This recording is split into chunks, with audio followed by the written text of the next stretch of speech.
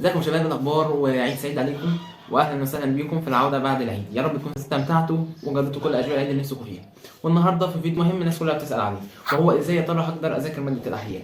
مبدئيا كده خلينا متفقين ان الاحياء ماده لطيفه في الشرح، ماده عنيفه في الحل.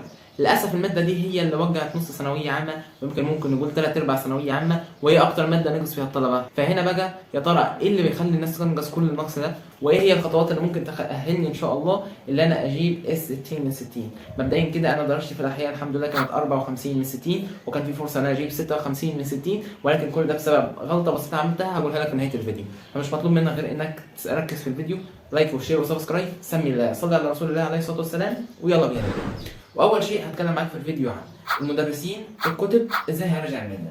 اول شيء هو المدرسين. طبعا هيبقى عندي توب المجال دكتور احمد الجوهري ودكتور محمد ايمن، الاثنين طريقه شرحهم ممتازه، وانا اخدت معاهم على فكره على مدار السنه. ولكن اللي انا استريحت في اسلوب شرحه واللي فهمت منه الصراحه، هما الاثنين على فكره مش شماعين في اي حد منهم، ولكن اللي انا كان بالنسبه لي اسلوب شرحه احسن كان دكتور احمد الجوهري. الصراحه كان الاسلوب بتاعه ممتع وشيق، وكان بيخليك تبقى مستمتع في الحصه. فده طبعا مش شماعين في دكتور محمد ايمن، ولكن عاوزك تكون عارف معلومه مهمه، وهو ان دور المدرس معاك في المراجعه النهائيه لا يتعدى ال 10%، والدور اللي عليك بيكون 90%، لان المدرس دوره بيكون مجرد ان هو بيذاكرك بالمعلومه، ولكن الدور الاساسي بيكون عليك لانك انت اللي بتبدا تحاول تفتكر المعلومه وبتذاكر وبتحاول تفهم. ومن اكتر الحاجات اللي بتخلي امتحان الاحياء اللي هو امتحان بيكون صعب اللي هو بيعتمد على الفهم، فانت لو كنت مبصمج المنهج فللاسف مش هتعرف تجيب درجات في امتحان الاحياء. ولكن دلوقتي خلاص احنا اتكلمنا عن المدرسين، خلينا نتكلم في الكتب.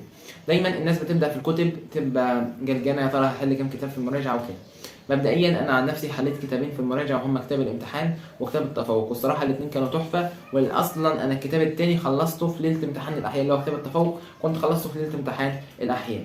هي العبره مش انك تقول لنفسك حليت كام كتاب، العبره تخليك انك تقول لنفسك طلعت بكام فكره من اللي انت حليته. وعاوز اقول لك على شيء، زي ما انا كنت بتكلم من شويه اللي انت المفروض في الحل تنوع في المصادر والافكار، فانا علشان كده ارشح لك قناه دكتور محمود سويد. الصراحه هو كان بيعمل معانا عصير الكتب، كان بيجمع اسئله من كل الكتب اللي موجوده في السوق ويحطها في ملف يحل. هو حاليا بقى باشتراك، ولكن في بتاع السنه اللي فاتت دفعتي الصراحه كان شغل روعه. هسيبه لك في اول تعريض، هتلاقي هو عامل فيديو لكل باب، والملف هتلاقيه عامله على جروب على التليجرام. فانصحك جدا انك تحل بنك الاسئله ده اللي هو عصير الكتب، علشان زي ما بقول لك اللي انت المفروض تكون منوع الافكار من كل الكتب علشان تبقى حطيت ان شاء الله الامتحان في جيبك.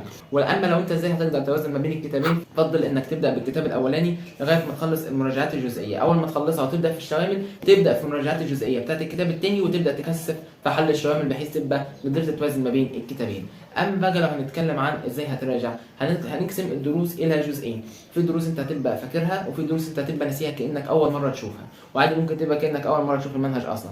فاول شيء انت لو درس انت مش فاكره كانك اول مره تشوفه، فده مفيش مانع انك تسمع حصه ليه في المراجعه. لكن لو انت درس سهل تقدر تسترجع عن طريق ان انت هتقرا بس الدرس من الكتاب، او درس اصلا انت فاكره فانت مش محتاج ان انت تسمع الحصه مره تانية عشان ما تضيعش وقتك. فدلوقتي هنعمل ايه بعد الخطوه دي؟ هتبدا اول شيء هتمسك الكتاب اللي انت كنت بتذاكر منه شرح وهتقرا منه شرح على السريع. بعد كده لازم تراجع على الملاحظات اللي انت كنت بتاخدها على مدار السنه، سواء من المدرسين في الحصص او من الحل بتاعك، لان دي بتكون ضروريه جدا وما ينفعش تنساها. عاوز اقول لك اللي انا على فكره عندي امتحانات بعد كام يوم، فيا ريت يعني تدعي لي، ما تنسانيش بدعوه كويسه، ما تنسانيش بلايك وشير وسبسكرايب. وطبعا ما وثقش الاسئله اللي انت غلطت فيها في الكتب اللي كنت بتحلها، لازم ترجع على كل باب، وانت بتراجع الباب لازم ترجع تبص على كل الاسئله اللي انت غلطت فيها علشان ما تغلطش فيها تاني. عاوزك دايما، وهي دي اللي انا الغلطه اللي غلطت فيها اللي انا كنت بقول لك عليها في اول الفيديو، وهو اني للاسف ما كنتش مهتم بالمقالي الاهتمام اللي هو انا في امتحان الاحياء 2024 ولله الحمد انا 54 نقصت درجتين بسبب سؤال في المقالي، كان سؤال تافه، ولكن للاسف انا صعبت الامور على نفسي وخليت الافكار دي تخش في بعضيها كده، فحليت السؤال المقالي غلط. فانت اهتم بالمقالي جدا، لان المقالي ده على فكره ليه دور مهم جدا في رفع درجاتك. للاسف انا معظم الدرجات الناقصه في ثانويه عامه اصلا ناقصها بسبب المقالي، فاهتم بيه عشان خاطري. عاوزك تكون عارف ان امتحان الاحياء 70% بيعتمد على الفهم و30% بس تعتمد على المعلومات، فانت لازم تكون فاهم وتبدا تتخيل الامور. في ابواب ما فيهاش تخيل جامد زي باب الهرمونات، وفي ابواب فيها تخيل جامد زي باب الدعامه والحركه، انك تتخيل شكل العظام، لان في اسئله بتكون لك تسالك مثلا وضعيه العظمه هل هي يمين ولا شمال وكده.